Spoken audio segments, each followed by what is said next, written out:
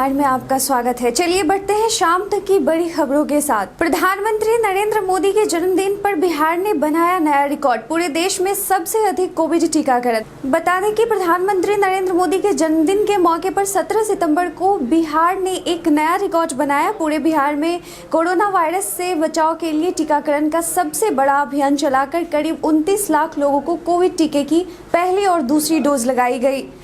चिराग को फिर नीतीश का करारा झटका। बता दें कि चिराग पासवान के किचन कैबिनेट के सदस्य माने जाने वाले पूर्व एमएलसी विनोद सिंह ने उनका साथ छोड़ दिया है। विनोद सिंह 20 सितंबर को जेडीयू का दामन थामने जा रहे हैं। खबर ये भी है कि विनोद सिंह के साथ लोजपा के कई और नेता चिराग का साथ छोड़कर जेडीयू में शामिल होंगे। पेट्रोल डीजल की कीमतें कम नहीं होंगी, जीएसटी के दायरे से बाहर रहेंगे पेट्रोल डीजल की कीमतें।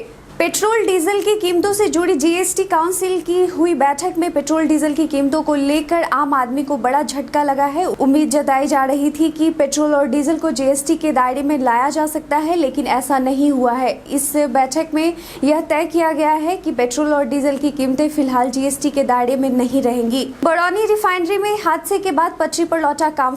बरौनी रिफाइनरी में हादसे के बाद पटरी पर लौटा काम। फर्नेस में विस्फोट से जख्मी कर्मचारी अस्पताल से घर लौटे। बिहार के बेगूसराय जिला अंतर्गत बरौनी रिफाइनरी में हुए हादसे का असर अब खत्म हो गया है। गुरुवार की सुबह बरौनी रिफाइनरी के एवीयू में हुए फर्नेस विस्फोट में घायल लोगों को इलाज के बाद अस्पताल से घर भेज दिया गया। गुरुवार को ही 13 घायल को, जबकि शुक्रवार को 4 घायल कर्मचारियों और ठेका मजदूरों को घर भेजा गया और 2 बचे घायल लोगों को भी आज अस्पताल से छुट्टी मिल जाने की पूरी उम्मीद है। पड़ोसी राज्यों से लगी सीमा पर बढ़ी चौकसी। बिहार नेपाल सीमा पर भी नाकेबंदी। बिहार में शांतिपूर्ण पंचायत चुनाव कराना सरकार की प्राथमिकता में फिलहाल सबसे ऊपर है। राज्य निर्वाचन आयोग की तरफ से पंचायत चुनाव की प्रक्रिया जारी है और इसे देखते हुए अब सुरक्षा को भी मजबूत किया जा रहा है। बिहार से लगे अन्य राज्यों की सीमा पर चौकसी बढ़ा दी गई। बिहार के डीजीपी एसके सिंघल ने उत्तर प्रदेश, झारखंड और पश्चिम बंगाल के डीजीपी को पत्र लिखा है और सीमावर्ती इलाकों में सुरक्षा इंतजामों को लेकर सहयोग करने का आग्रह किया है। 2 आईएएस अधिकारियों को जिलों में प्रभारी सचिव की जिम्मेदारी। बता दें कि नीतीश सरकार ने 2 आईएएस अधिकारियों को जिले का प्रभारी सचिव बनाया है। 1989 बैच के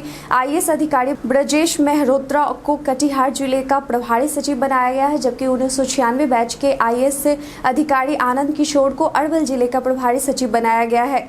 तनवीर अख्तर के निधन से खाली हुई सीट पर उनकी पत्नी को एमएलसी बनाएगी जेडीयू। बिहार विधान परिषद की एक सीट के लिए हो रहे उपचुनाव से जुड़ी महत्वपूर्ण खबर सामने आई है कि जनता दल यूनाइटेड के एमएलसी रहे तनवीर अख्तर के निधन के बाद खाली हुई सीट पर जेडीयू अब उनकी पत्नी को उम्मीदवार बनाएगी। नीतीश कुमार ने तय किया है कि तनवीर अख्तर की पत्नी रोजीना अख्तर विधान परिषद जाएंगी।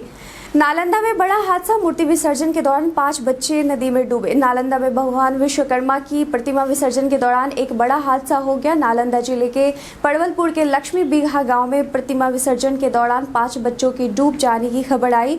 बच्चे के डूबने के दौरान ग्रामीणों ने आनन फानन में 2 बच्चों को सुरक्षित निकाल लिया है, लेकिन 3 बच्चों की तलाश अब भी जारी है। जानकारी के अनुसार गाँव के ये सभी बच्चे प्रतिमा विसर्जन करने बगल की नदी में गए थे। विसर्जन के दौरान पाँव फिसलने से सभी पानी में चले गए। जम्मू कश्मीर में आतंकी हमला। बिहार के रहने वाले शख्स की मौत। एक पुलिसकर्मी भी शहीद। जम्मू कश्मीर में आतंकवादी निर्दोषों को निशाना बना रहे हैं। कुलगाम के नेहावा इलाके में आतंकियों ने हमला किया। इस हमले में बिहार के एक व्यक्ति की मौत हो गई। एक अन्य घटना में पुलिसकर्मी के भी शहीद होने की सूचना मिली है।